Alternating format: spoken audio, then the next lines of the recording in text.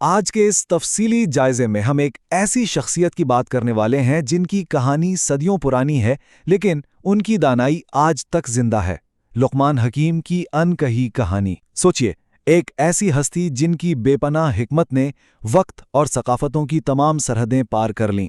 تو چلیے، بنا کسی تاخیر کے سیدھے ان کی اس شاندار تاریخ میں غوطہ لگاتے ہیں۔ اب ذرا ایک لمحے کے لیے سوچئے، آخر وہ شخص تھا کون؟ ایک ایسا انسان جس نے غلامی کی سخت زنجیریں توڑیں، جس کے بارے میں کہا جاتا ہے کہ اس نے قریباً 1000 سال کی عمر پائی، اور ہاں، جس کے بارے میں یہ بھی مشہور ہے کہ اس نے آب حیات یعنی جوانی کا امرت تک دریافت کر لیا تھا۔ حیرت انگیز ہے نا؟ ہمارے ذرائع اس کہانی کو بالکل ایک جادو کی طرح پیش کرتے ہیں، جہاں تلخ تاریخی حقائق اور حیرت انگیز افسانے آپس میں مل جاتے ہیں۔ ان کا یہ سفر نہ صرف روحانی تھا بلکہ جغرافیائی لحاظ سے بھی کمال کا تھا۔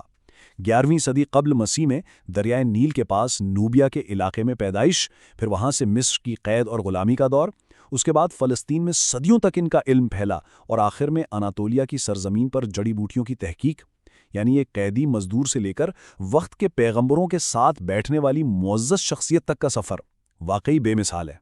تو اس کہانی کا باقاعدہ آغاز ہوتا ہے نیوبیا کے ایک پرآشوب علاقے سے۔ جب باقی بچے کھیل کود میں مصروف ہوتے تھے تو یہ خاموش غلام بچہ صرف قدرت کے نظام کو بغور دیکھتا رہتا تھا۔ وقت گزرتا گیا اور ایک اکیلے چرواہے اور بڑی کے طور پر کام کرتے ہوئے انہوں نے درختوں اور پودوں کی ایک ایسی پوشیدہ زبان سمجھنا شروع کر دی جو عام لوگوں کی سمجھ سے بالکل باہر تھی، بالکل کسی چھپے ہوئے راز کی طرح۔ اور یہی گہرا مشاہدہ ان کی زندگی کا ٹرننگ پوائنٹ بن گیا۔ ایک دفعہ ان کے آقا نے ان سے فرمایا کہ بکری کا سب سے بہترین حصہ لے کر آؤ، تو وہ دل اور زبان لے آئے۔ پھر جب آقا نے سب سے بدترین حصہ مانگا تو حیران انگیز طور پر تب بھی وہ دل اور زبان ہی لے آئے۔ ان کا یہ استدلال لاجواب تھا کہ اگر انسان نیکی کے راستے پر ہو تو دل اور زبان سے بہتر کچھ نہیں، اور اگر برائی پر آمادہ ہو تو ان سے بدتر کچھ نہیں۔ بس اسی ایک زبردست فلسفیانہ بات نے بالآخر انہیں ہمیشہ کے لیے غلامی سے آزاد کروا دیا۔ آزادی ملتے ہی مصر میں ایک معالج کے طور پر ان کی شہرت آگ کی طرح پھیل گئی، لیکن جہاں کامیابی ہوتی ہے وہاں حسد بھی ہوتا ہے۔ مقامی جادوگروں اور جعلی معالجین کو ان سے ایسی جلن ہوئی کہ انہوں نے فرعون کے کان بھر دیے اور لقمان کو ناحق قید خانے میں ڈال دیا گیا۔ مگر جانتے ہیں کیا ہوا؟ تلخ ہونے کی بجائے انہوں نے سالوں تک عبادت کی، بیمار قیدیوں کا علاج کیا، اور اس آزمائش کی بھٹی سے وہ مزید پختہ اور ایک ناقابل تسخیر صبر لے کر ابھرے۔ اور یہاں سے ان کی شناخت کا وہ پہلو ابھر کر سامنے آتا ہے جس نے انہیں ہمیشہ کے لیے امر کر دیا، یعنی حکمت۔ اسلامی روایت کے مطابق اللہ نے انہیں یہ خاص اور گہری دانائی عطا کی تھی۔ اب دیکھیں، حکمت صرف کتابی کیڑے بننے یا معلومات جمع کرنے کا نام نہیں ہے، یہ چیزوں کی اصلیت کو پہچاننے اور ہر چیز کو بالکل اس کی صحیح اور درست جگہ پر رکھنے کی ایک الہی صلاحیت ہے، اور اسی خوبی نے انہیں دنیا بھر میں لقمان حکیم بنا دیا۔ مصر کی قید سے رہائی کے بعد ان کا سفر فلسطین کی طرف مڑا۔ وہاں ان کی ملاقات حضرت داؤد علیہ السلام سے ہوئی۔ ذرائع بتاتے ہیں کہ ایک دن لقمان نے دیکھا کہ حضرت داؤد لوہے کے حلقوں کو جوڑ کر زرہ بختر یعنی چین میل آرمر بنا رہے ہیں۔ لقمان کو بالکل نہیں پتا تھا کہ یہ عجیب سی چیز کیا بن رہی ہے، مگر انہوں نے سوالات کی بوچھاڑ کر کے پیغمبر کے اہم کام میں رکاوٹ ڈالنے کے بجائے صرف خاموشی اور صبر سے بیٹھ کر مشاہدہ کرنے کا فیصلہ کیا۔ جب حضرت داؤد نے وہ زرہ بختر پہن کر اس کے فائدے بتائے، تب لقمان نے اپنے وہ مشہور ترین الفاظ ادا کیے: خاموشی حکمت ہے، لیکن بہت کم لوگ اسے اپناتے ہیں۔ یہ کتنی زبردست یاد دہانی ہے نا! ان کی اس عظیم دانائی کا مظاہرہ کسی لمبی چوڑی تقریر سے نہیں بلکہ اسی پروقار خاموشی اور ضبط سے ظاہر ہوتا تھا۔ بعض اوقات کچھ سیکھنے کا بہترین طریقہ صرف چپ رہنا ہوتا ہے۔ اب یہاں ذہن میں یہ قدرتی سوال ضرور آتا ہے کہ آخر ایک سابق غلام اتنے بلند مقام تک کیسے پہنچ گیا کہ وقت کے پیغمبر بھی اس کے علم کی قدر کرتے اور اس سے مشورہ لیتے تھے؟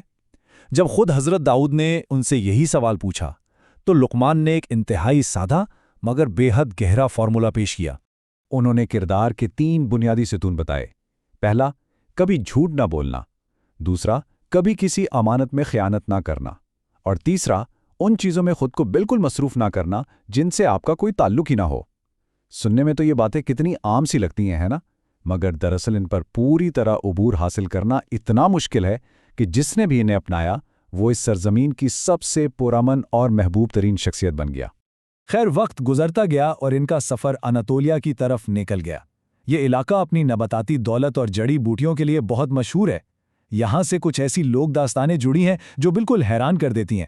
کہا جاتا ہے کہ وہ پودوں کی آوازیں سن سکتے تھے، اور بالآخر ایک نامعلوم پودے نے ان کے کان میں وہ راز سرگوشی میں بتا ہی دیا جس کی انہیں تلاش تھی، یعنی جوانی کا امرت یا آب حیات۔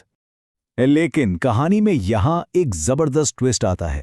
جیسے ہی انہوں نے وہ خفیہ راز اپنی نوٹ بک میں لکھا، اچانک مسز پل پر ہوا کا ایک انتہائی تیز جھونکا آیا اور اس نوٹ بک کو اڑا کر ندی میں گرا دیا۔ کئی دنوں بعد کنارے سے صرف ایک پھٹا ہوا صفحہ ہی مل پایا۔ کہانی کچھ یوں ہے کہ بس اسی ایک بچ جانے والے صفحے نے جدید علم طب کی بنیاد رکھی، جبکہ ہمیشہ زندہ رہنے کا وہ اصلی راز انہی پانیوں میں ہمیشہ کے لیے بہہ گیا۔ اس جادو نگری اور جسمانی معالجے سے ذرا آگے بڑھیں اور ان کی روحانی میراث کو دیکھیں تو ان کی اصل دانش ایک باپ کے طور پر اپنے بیٹے کو دی گئی نصیحتوں میں نظر آتی ہے۔ انہوں نے اختیاروں کا استعمال کر کے اپنے بیٹے کو ڈسپلن سکھایا۔ جب بیٹا حیران ہوا کہ ہم غریب ہو کر بہترین کھانا اور عالیشان گھر کیسے پا سکتے ہیں تو انہوں نے سمجھایا، دیکھو صرف سچی بھوک لگنے پر کھاؤ تو وہ بہترین کھانا ہے، سخت محنت کے بعد سو جاؤ تو وہ بہترین بستر ہے، اور لوگوں کے دلوں میں جگہ بنا لو، وہی تمہارا سب سے پرتعش گھر ہے۔ اگر ہم قرآن مجید کی سورہ لقمان کا جائزہ لیں تو وہاں ان کی سب سے پہلی اور اہم نصیحت دنیاوی نہیں بلکہ ایک سخت الہیاتی اصول پر مبنی ہے۔ انہوں نے اپنے بیٹے کو سکھایا کہ خدائی توحید پر قائم رہنا ہی ہر چیز کی بنیاد ہے۔